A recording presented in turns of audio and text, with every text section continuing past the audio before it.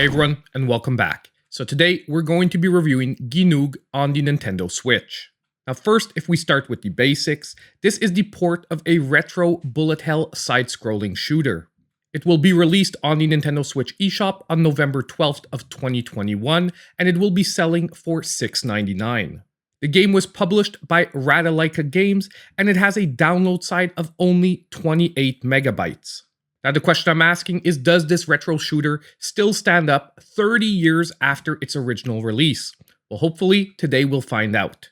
Now just before we jump into the review, don't forget that if you do like the content, hit that like button and subscribe to the channel if you aren't already. If we start with the storyline, now let's just set the stage and clarify that although they are releasing this game under its Japanese or European title, it was also released on the Genesis under the title Wings of WOR, and yes, that is WOR with an O.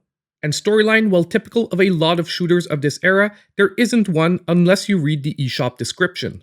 To sum it up, you are the Angel War and are tasked with stopping the spread of evil demons led by the Destroyer. So you set out to Ickis to blast them all out of the sky. But there's actually no in-game story present here. So instead, let's jump straight into the gameplay.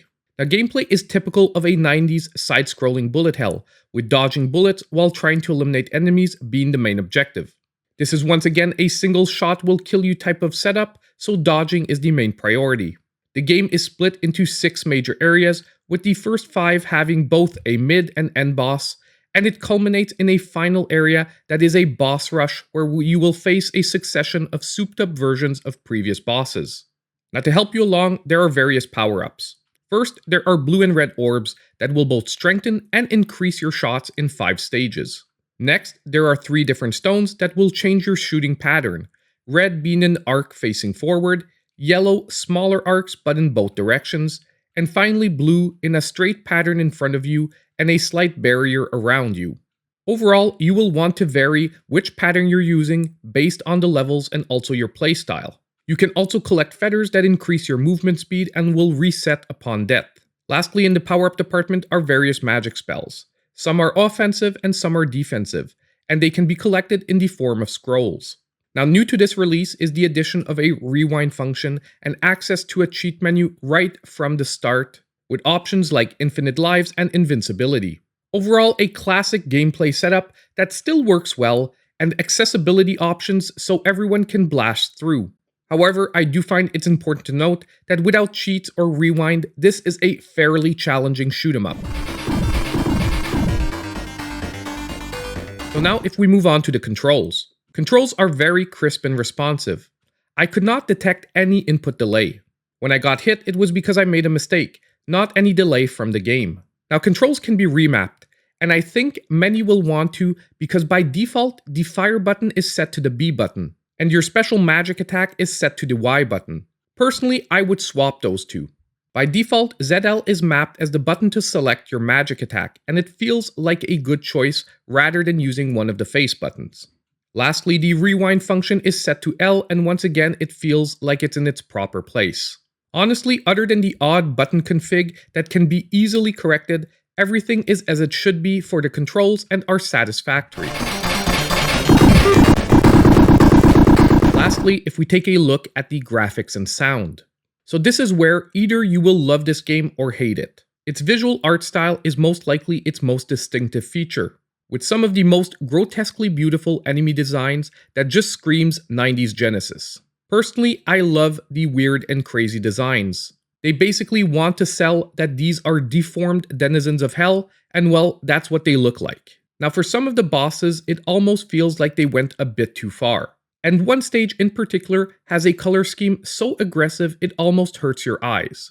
But they had a vision and they jumped in head first. Like I said earlier, you're either gonna love it or hate it. Now I am super happy to report that performance-wise, there are no major slowdowns, even with enemies and bullets filling the screen.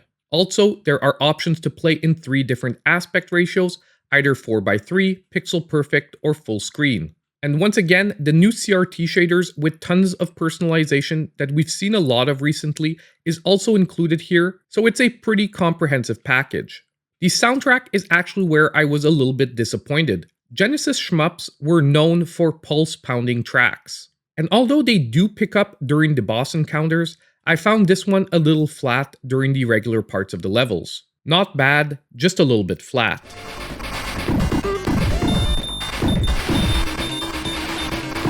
So now for the verdict, and if you're unfamiliar with my grading scale, you can take a quick look in the description of the video down below, it's all right there. And in this case, I will be giving GYNOUG on the Nintendo Switch a 7.5, putting it on the high end of a good game. Now to start off my conclusion, I do want to say that this score is representative of the fact that I quite enjoy the out there style of the art in the game. However, if visually what you're seeing throughout this review doesn't appeal to you, you can easily knock a whole point off of the score. However, in my opinion, at a price point of only $7, you are getting a truly solid retro shmup. And on top of it, they've added in accessibility options, making it pretty much playable by anyone. I would go so far as to say that if this is the first time with this game, I would strongly recommend you start on the Infinite Lives mode. That way, you can truly enjoy the artwork and learn the different levels. Then if you actually love the gameplay, you can challenge yourself to a regular playthrough, because I do think that to play through the game in a regular fashion will take a decent amount of work. So now I throw the question back to all of you. Are any of you going to be picking up GYNOUG on the Nintendo Switch? Let me know in the comments down below. And don't forget on the way out that if you did like the content, to consider hitting that like button, subscribing to the channel if you aren't already, and hitting that notification bell so you know when all my future content comes out. And as usual, I hope I'll see you in my next video.